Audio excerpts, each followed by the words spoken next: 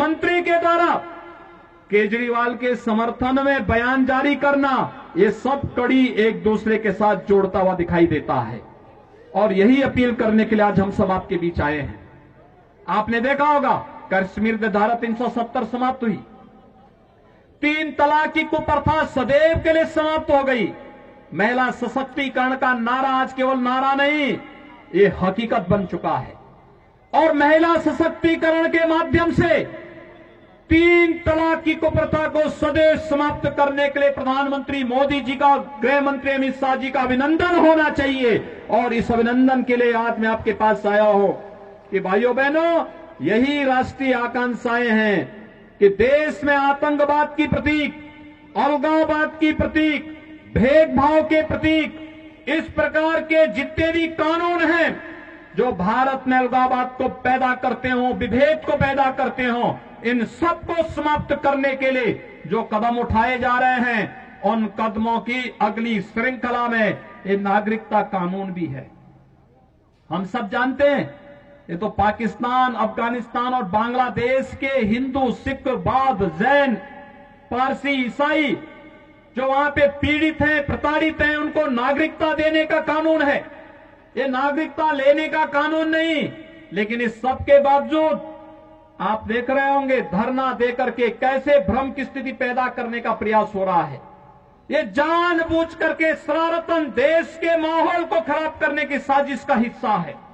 जो लोग एक भारत श्रेष्ठ भारत की मोदी जी के इस अभियान का विरोध कर रहे हैं, वही लोग जगह जगह धरना प्रदर्शन करके भारत के खिलाफ वातावरण बनाने का कार्य कर रहे हैं। देश के अंदर अनावश्यक रूप से जनता को गुमराह करने का कार्य कर रहे हैं। और वही लोग हैं जिनके समर्थन में आज पाकिस्तान के मंत्री और पाकिस्तान की सरकार बयान जारी करके अपील कर रही है कि दिल्ली के अंदर मोदी के नेतृत्व में सरकार नहीं आनी चाहिए।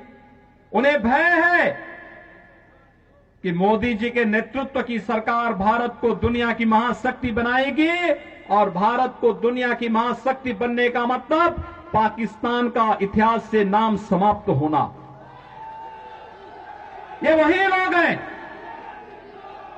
याद करिए, कांग्रेस नेतृत्व का कांग्रेस का एक नेता, कांग्रेस पार्टी के एक नेता के द्वारा सुप्रीम कोर्ट में कहा जाना कि अयोध्या में राम जन्मभूमि का फैसला नहीं होना चाहिए। कांग्रेस के एक नेता ने कहा था ना। और भाइयों बहनों, 500 वर्षों के बाद आप में से जितने भी लोग 35-40 वर्ष के होंगे, वह हर व्यक्ति अयोध्या में राम जन्मभूमि आंदोलन के साथ प्रत्यक्ष और अप्रत्यक्ष रूप से जुड़ा रहा है।